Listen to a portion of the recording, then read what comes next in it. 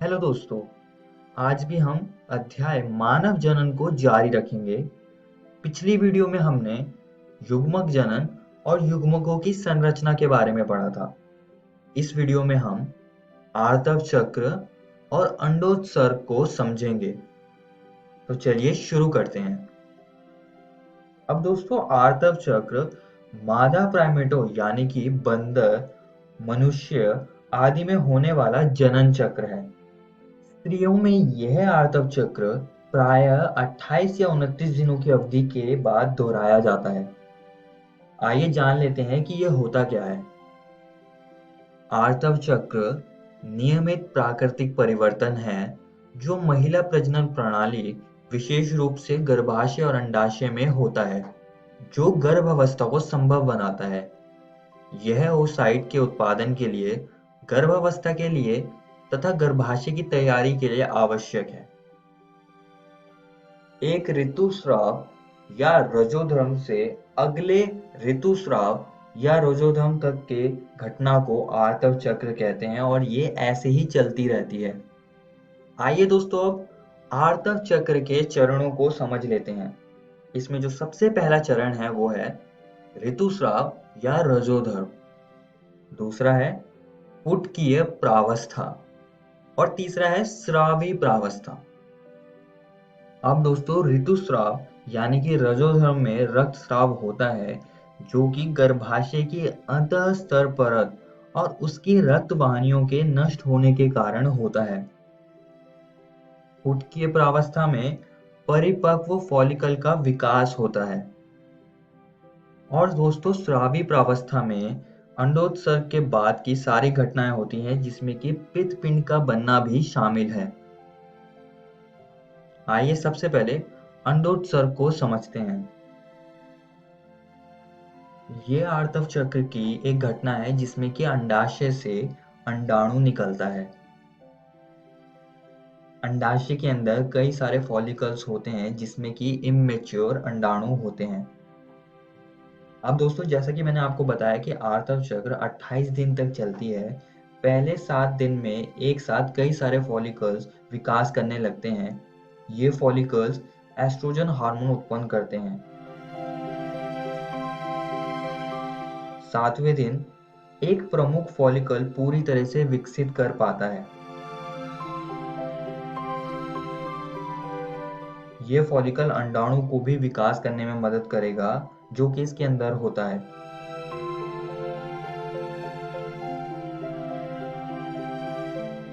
12वें दिन ये फॉलिकल्स बहुत ज्यादा मात्रा में एस्ट्रोजन रक्त धारा में उत्पन्न करने लगते हैं।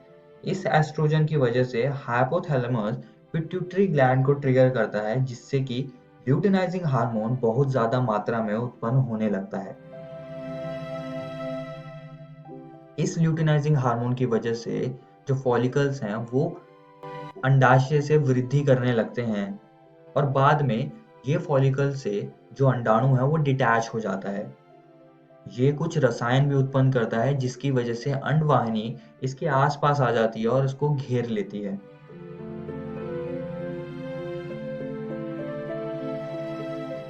और अंत में जो अंडाणु है वो बाहर की तरफ आ जाता है, जिससे कि अंडोत्सर्ग का प्रक्रिया पूरी तरह से हो जाती है।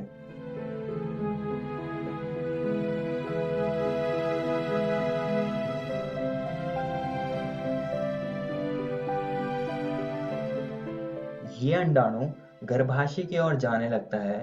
यह इस समय निषेचित हो सकता है। अगर निषेचन नहीं होता है तो ये रजोधर्म के कारण गर्भाशय परतों के साथ साथ योनि से बाहर आ जाएगा।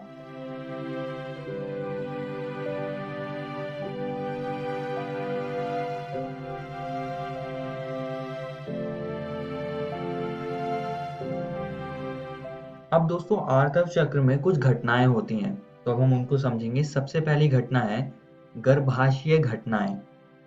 तो जैसा कि दोस्तों मैंने आप सभी को बताया कि आर्तव चक्र में कुछ चरण होते हैं, जैसे कि ऋतुस्राव, पुटकीय प्रावस्था और स्रावी प्रावस्था।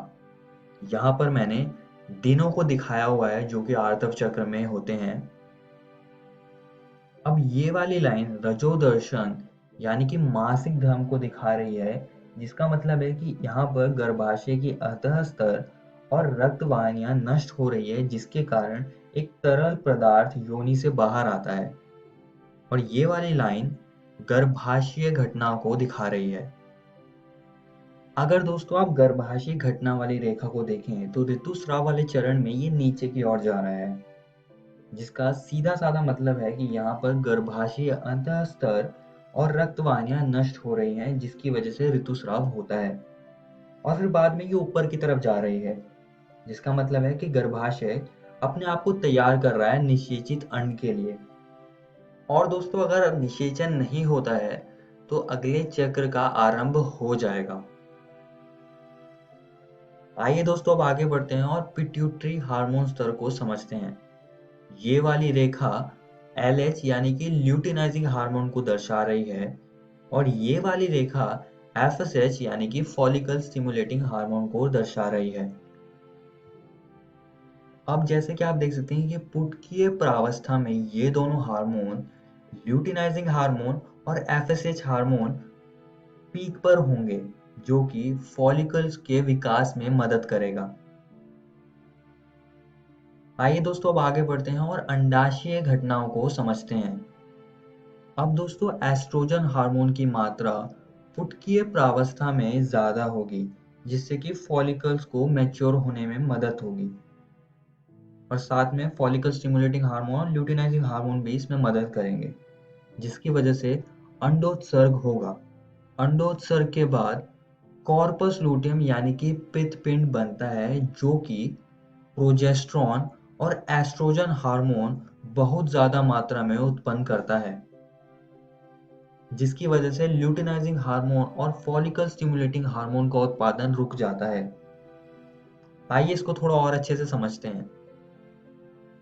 तो जैसा कि मैंने बताया कि FSH और LH उत्पन्न हो रहे हैं और साथ ही में एस्ट्रोजन भी फॉलिकल्स उत्पन्न करने लगेंगे, जिसकी वजह से जो एस्ट्रोजन है वो पिट्यूटरी ग्लैंड पर ट्रिगर करेगा, जिससे कि ल्यूटिनाइजिंग हार्मोन और ज़्यादा मात्रा में उत्पन्न होने लगेगा, जिसकी वजह से जो फॉलिकल्स है वो मैच्योर हो जाएंगे, मैच्योर oocyte बन जाएगा। ये मैच्योर oocyte अंडोत्सर्ग के लिए एकदम तैयार है। यहाँ पर ये अंडाणु को रिलीज कर देगा, उसको निकाल देगा।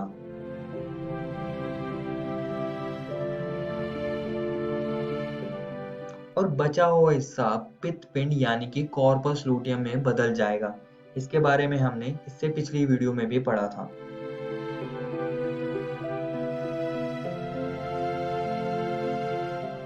अब यहाँ पर पित्तपिंड कुछ चीजें उत्पन्न करेगा, जैसे कि प्रोजेस्टेरॉन, एस्ट्रोजन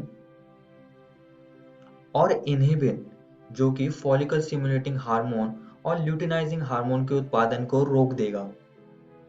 अब यहाँ पर पित्तपिंड जो प्रोजेस्टेरॉन उत्पन्न कर रहा है, ये गर्भाशय अंतःस्तर और रक्त वाहिनियों को वापस बनाने में मदद करेगा, जिससे कि ये आर्तव चक्र फिर से चलता रहे।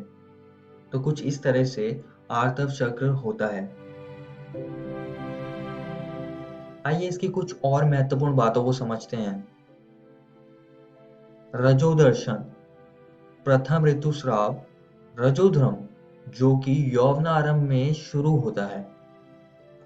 रजोनिवृत्ति, स्त्री में यह आर्तव चक्र 50 वर्ष की आयु के लगभग बंद हो जाता है।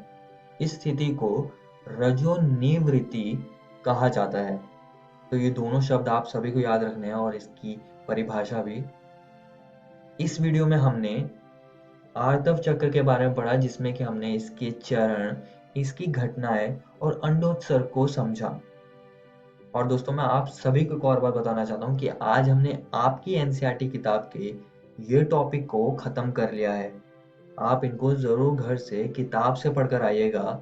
अगली वीडियो में हम निषेचन और अंतरोपण को समझेंगे। धन्यवाद।